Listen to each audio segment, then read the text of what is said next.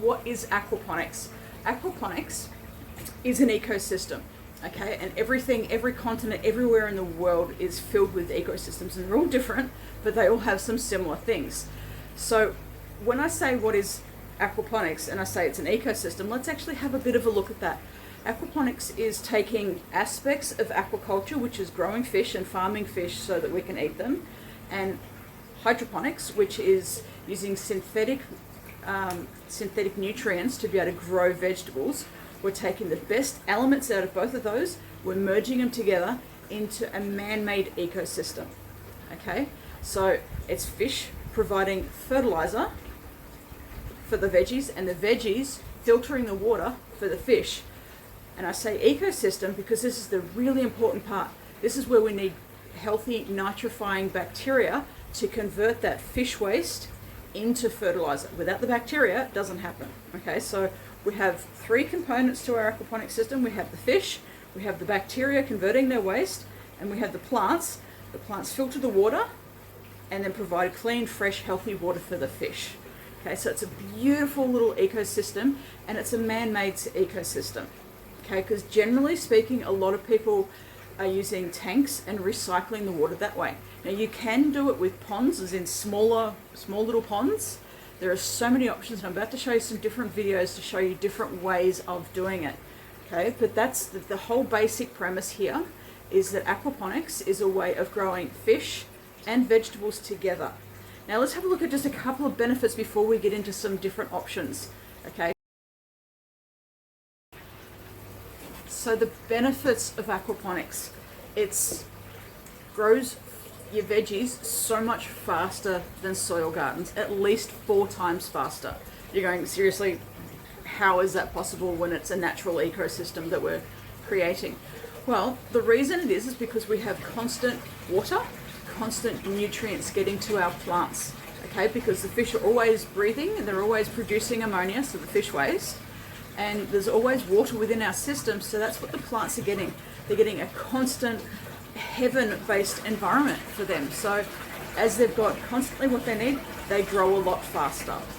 And it is the same with hydroponics, but hydroponics is not an ecosystem, so it's more of an artificial setup, whereas aquaponics, being the ecosystem, it's closer to nature. It's as close to nature that we can get, and we can be growing our vegetables a hell of a lot faster than in the soil.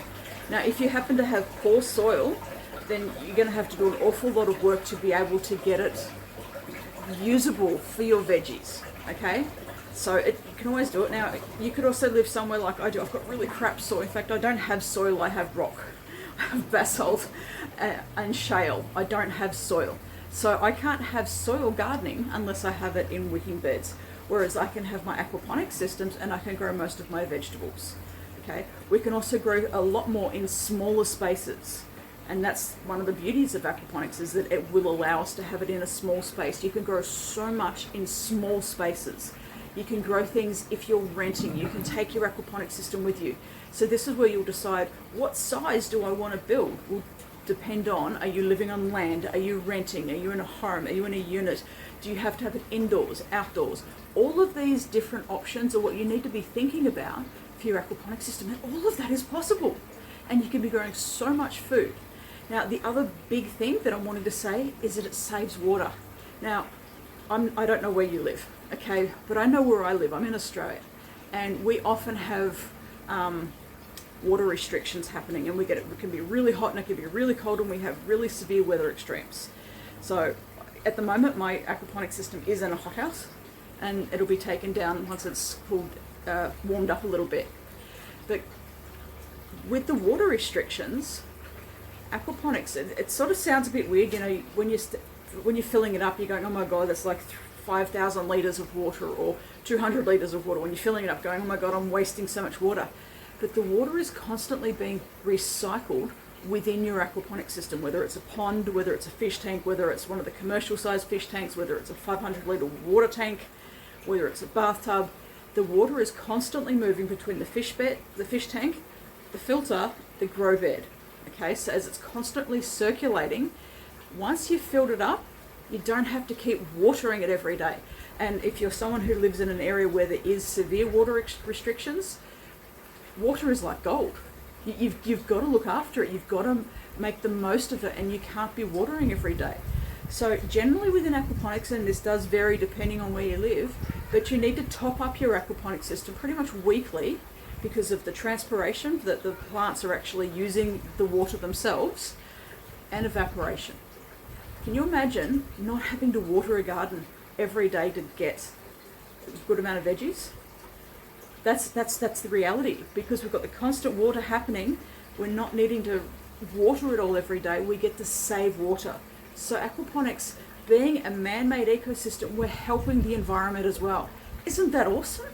We're getting healthy food. We cannot put any form of chemicals on there, otherwise we're going to kill the fish, which is going to defeat the whole purpose of what we're doing. Should you choose, you could be growing food type fish, so you can even have your protein as well as your vegetable consumption, or you can be growing ornamental fish, so that there's definitely a variable there. We're helping the environment, we're getting lots of good food, we can do it in a small space while we're renting, while we're on land, when we're in our own home, in a unit, in an apartment, and even indoors. That's the amazing concept of aquaponics. Pretty much anywhere. You've just got to work around your environmental limitations. So enough of me yabbering on about this. Let's actually go and have a look at some videos showing you a couple of different types of systems and how they work. Okay?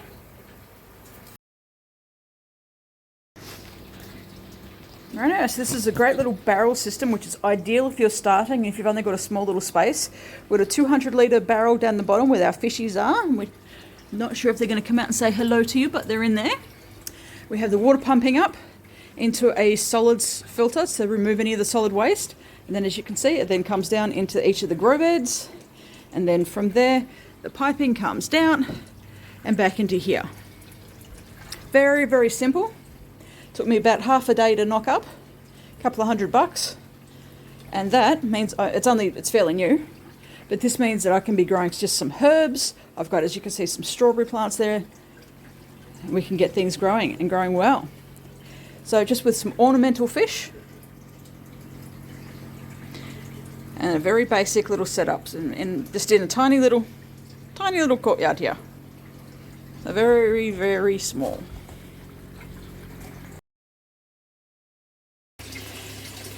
This is my main system. Now this is a 3 by 3 metre area. 3 metres by 3 metres in a hothouse at the moment because it's cold and wet in winter. And I want to be able to keep my fish feeding and keep them healthy. So this is bigger than that little barrel system. And the fishies live in there, which you can kind of see on the right angle. Some of the fishies live in there. I have a way of removing solid waste from the system. This grow bed is my big filter. So you can see lots and lots of growth has been happening, and lots of harvesting. And I've also had some cheeky little some cheeky rats in here, which I've found a way to get rid of naturally, which is by using some apple cider vinegar. Just spraying that on the ground. And yes, that is a live release trap, so I'm able to catch them and release them out of here. But yes, it looks complicated when you don't know what you're looking at. I promise you, you will be able to understand it if you start small. So this is look, I would still call this personally a small system, but you could call it a medium-sized system. We can see what have we got growing. Some silver beet, and I have broccoli, I have coriander that needs harvesting. I have some chives in the bucket there and some vermiculite. More broccoli, cauliflower, got basil, more silver beet. More basil, lots of snow peas doing well. And more of the broccoli. You can definitely see where the mousies have been. But we can see it's starting to come up here. And then we have our sump, and this is where all of the water ends up before it then gets pumped back into the main fish tank. This is a 500-litre fish tank, whereas the little drum aquaponic system you saw is 200 litres as the fish tank. Okay, so to me this is very simple, but I know to other people they look at this and go, holy crap. So that's why I'm wanting to show you there's different ways of aquaponics. So remembering, we're taking the best parts of aquaculture and the best parts of hydroponics. So the aquaculture part is the fish tank, removing of the solid waste, the sump, and the filter media here. So all of that all of that clay is what we call expanded clay, and that is where our biological filter is. So you know how I said that we need bacteria to be able to convert the fish waste into usable fertiliser for the veggies? Well, that's what all of this clay is. Zooming in there, all of that clay, that's exactly what it is. Oh, and I forgot, I've got cabbages in there too. And a nice little cabbage right there, this is number 1. And some fake butterflies to try to keep some pests away naturally. So the hydroponic part is the growing of vegetables, which we have growing nice and neatly in here, and I do like order. And I've done some massive harvests lately, and I'm about to do another one and get rid of any of those plants that the mousies have been damaging. But that happens with any gardening, no? We've got to make sure that we have everything free.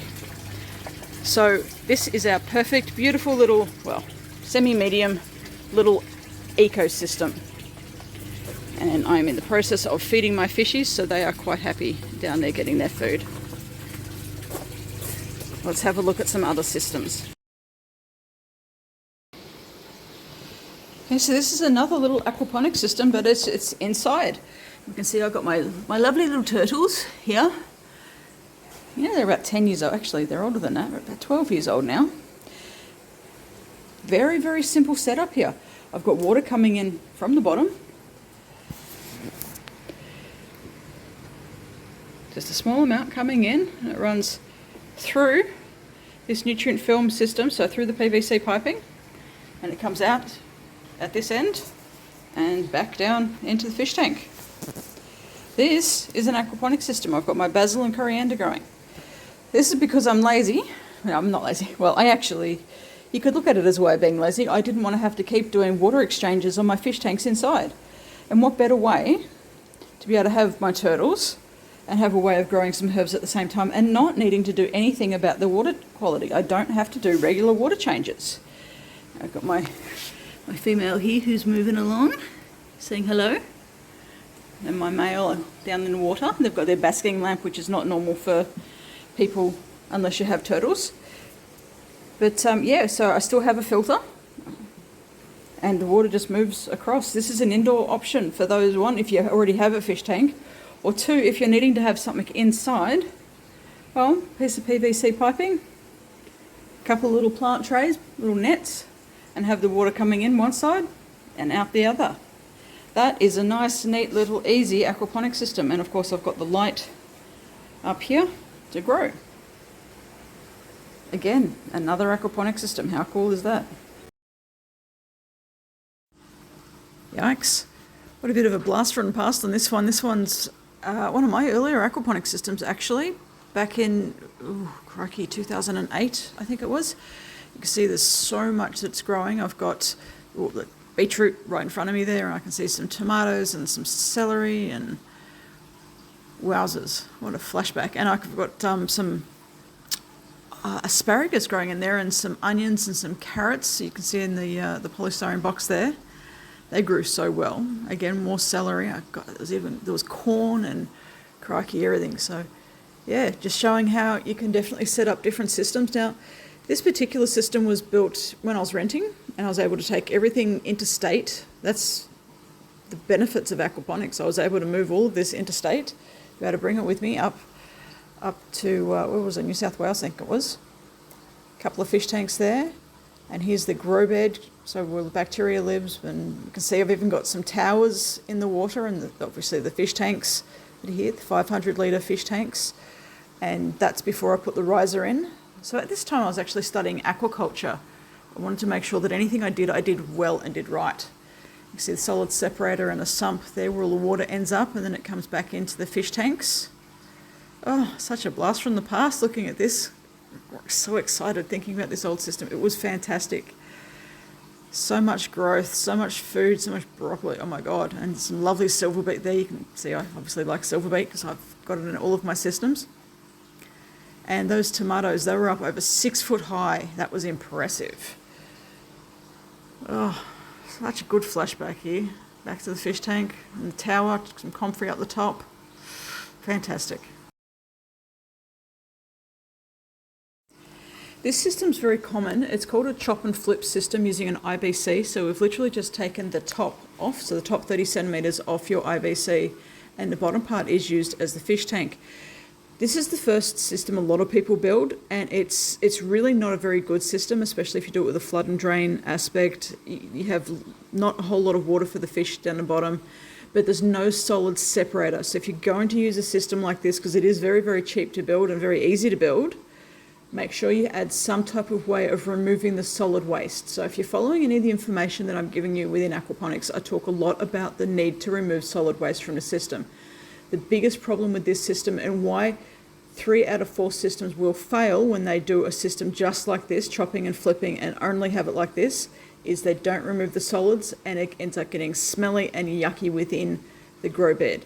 So once you've been in aquaponics for a while, you know that you need to have that solid waste remover. So get on top of it before it's a problem and build it with a solid separator. It's a nice little neat little system if you can put the solid waste separator in there in some way, which can be as simple as adding a pail and getting the water to go straight up into the pail and then into the grow bed. Okay, very neat little system, but yes, just make sure you have a way of removing the solids. We don't want them in with the fish. Well, thanks for watching. I hope you enjoyed the video.